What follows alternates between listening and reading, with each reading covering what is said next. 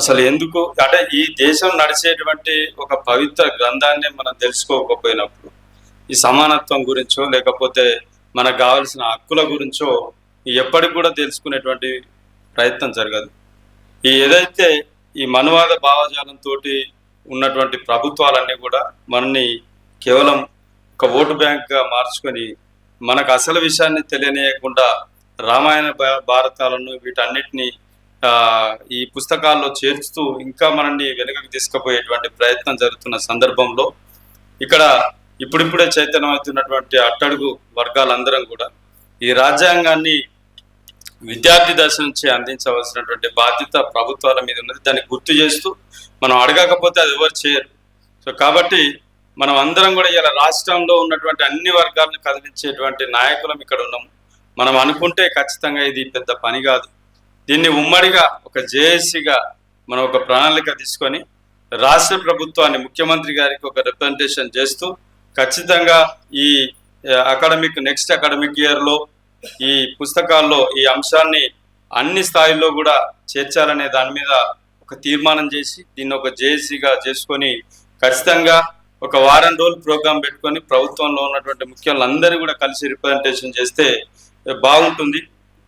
ఎందుకంటే రాజ్యాంగాన్ని తెలుసుకున్న వాళ్ళేమో పాలకులు అవుతున్నారు. ఇంకా ఆ రాజ్యాంగాన్ని పట్టుకొని మనం ఇంకా సంఘాల పేరు మీద నాయకులుగా ఇంకా తిరుగుతున్నాం. అసలు రాజ్యాంగాన్ని మన సంఘ నాయకులకు ఎంతమంది మీ చదువుకోలేదు. అసలు ఇప్పటి వరకు కూడా మన నాయకులను చదువుతున్నామా ఒక్కసారి ఆలోచన చేసుకోవాలి. ఇందులో ఉన్నటువంటి భాగాలు ఏంది, షెడ్యూల్ ఏంది, ఏం చెప్తున్నది. మనం చట్టం తెలుసుకోకుండా ఇవాళ అనేక అన్యాయాలకు గురైతున్నా కానీ ఎప్పుడు కూడా మనం ఇంకొకరిని ప్రార్థించే విధంగా లేకపోతే ఇంకొకరిని వాళ్ళ మీద ఆధారపడే విధంగానే ఇంకా జీవిస్తూ ఉన్నాము. కొంతమంది ఇలా ఆ చట్టం చదువుకున్న వాళ్ళు ఇలా ఎక్కడెక్కడైతే అన్యాయాలకు గురవుతున్నాయో వాళ్ళ దగ్గరికి పోయి పోరాటాలు చేస్తూ ఇంకా మన ఇలా పోలీస్ వ్యవస్థతో కావచ్చు లేకపోతే భూస్వామ్య వ్యవస్థతో కావచ్చు పోట్లాడుతూ ఉన్నారు. ఇంకా చాలా మంది ఇలా మా శంకరన్న లాంటి వ్యక్తులు, ఈయన మా అన్న కూడా ఈ రాజ్యాంగం మీద చాలా పాదయాత్రలు చేసిండు, రకరకాల ఊరూరు తిరిగిండు, హాస్టళ్లలో తిరుగుకుంటూ కూడా వాళ్ళ ప్రయత్నం వాళ్ళు చేస్తూ ఉన్నారు. అందరం కూడా ఇండివిజువల్గా ఎవరో ప్రయత్నం వాళ్ళు చేస్తూ ఉన్నాం. కానీ ఇది వ్యవస్థ చేయవలసినటువంటి పని.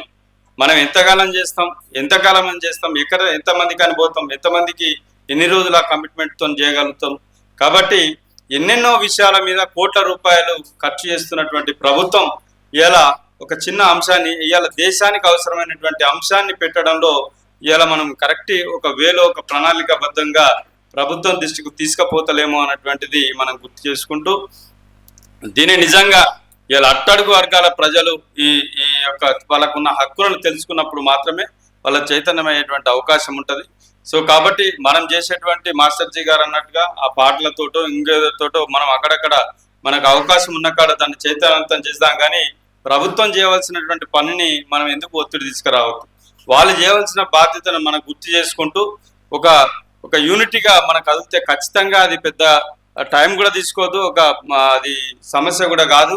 గవర్నమెంట్కి పెద్ద ఆదాయపరంగా లేకపోతే ఆర్థికంగా పెద్ద వనరుగా అంటే ఇబ్బంది అయ్యేటువంటి అవకాశం కూడా కాదు. కాబట్టి ఒక మంచి అంశాన్ని ఏదైతే తీసుకున్నారో ఈ అంశాన్ని భారత రాజ్యాంగ పీఠికను అన్ని అధికారిక ప్రాంతాల్లో కానీ అధికారిక ఆఫీసుల్లో కానీ పెట్టడం ఏదైతే ఉందో అదొకటి. తర్వాత ఈ అంశాన్ని పాఠ్యాంశాల్లో 6th నుంచి అప్ టు డిగ్రీ వరకు ఎక్కడైనా కానీ ఈ అంశాన్ని తీసుకురావాల్సినటువంటి బాధ్యత ఉన్నది. సో దీని మీద ప్రతి ఒక్క సంఘం కూడా వారి యొక్క కాన్సెంట్ తోటి ఒక జేఏసీగా ఫామ్ చేసి ఒక వారం రోజుల్లో అందరినీ కూడా ఉన్నతాధికారులను కావచ్చు, నాయకులను కావచ్చు, ఫైనల్గా ముఖ్యమంత్రి గారిని వీళ్ళందరినీ కూడా మంత్రులను, ఎమ్మెల్యేలను కూడా దీనిలో ఇన్వాల్వ్ చేస్తూ అవసరమైతే SC/ST కమిషన్ కూడా ఇన్వాల్వ్ చేస్తూ ఈ అంశాన్ని ముందుకు తీసుకపోతే ఖచ్చితంగా మనము ఇది త్వరలోనే ఇది అమల్లోకి వస్తుంది. దీని ద్వారా చాలా వరకు మన జాతిని చైతన్యం చేసుకోవచ్చు అని చెప్పేసి నా యొక్క అభిప్రాయాన్ని తెలియజేస్తూ ఈ అవకాశం ఇచ్చినటువంటి పెద్దలకు అందరికీ మరోసారి ధన్యవాదాలు తెలియజేస్తున్నా. జై భీమ్.